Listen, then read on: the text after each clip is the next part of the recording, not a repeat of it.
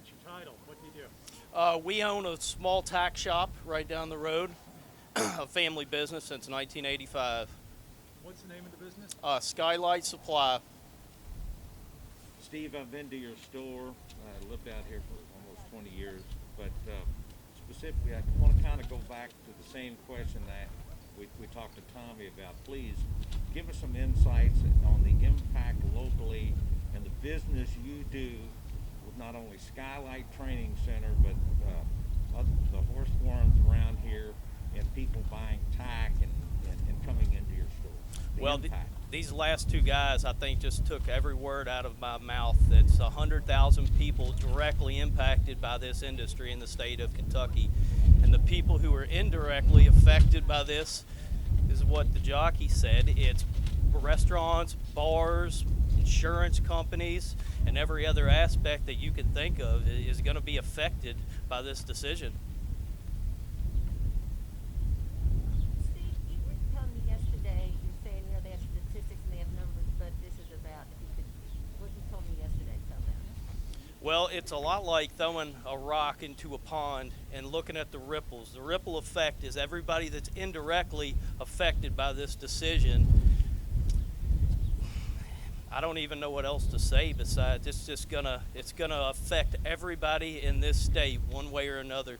Financially, it's just gonna be devastating.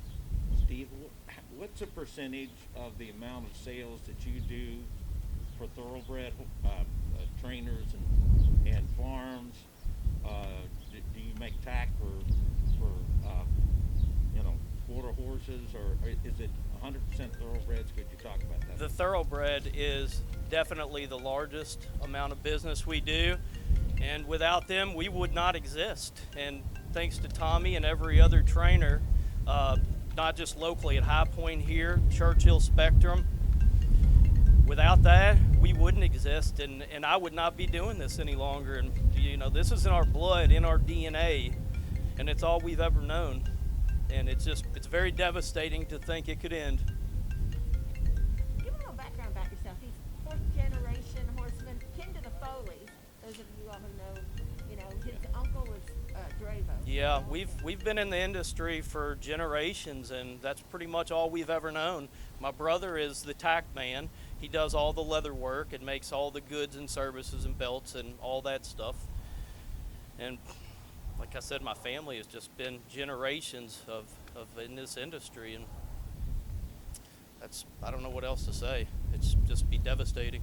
You also were telling me yesterday that there's no, if I get this right, is it distributor for like the vet supplies and things that you sell in Kentucky anymore? No, they're not. There are no longer any distributors in the state of Kentucky. Breeder Supply, which was a very old company established in the 1900s, they went out of business about 10 years ago, and Kentucky Vet was one of our other local dealers in Louisville, and they went out of business about 5 years ago.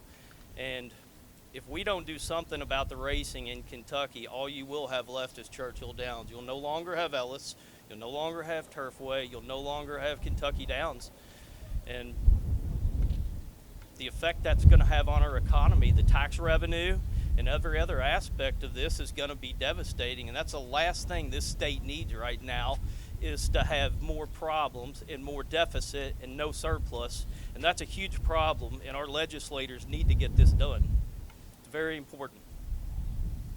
And you start to describe about this area here.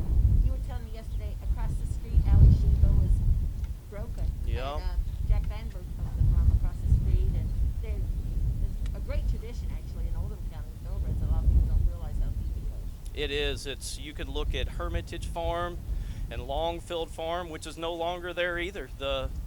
We used to stand studs up and down 42. There's none left. There's none left except for Lexington. So what that's done to this part of the community that's also devastating.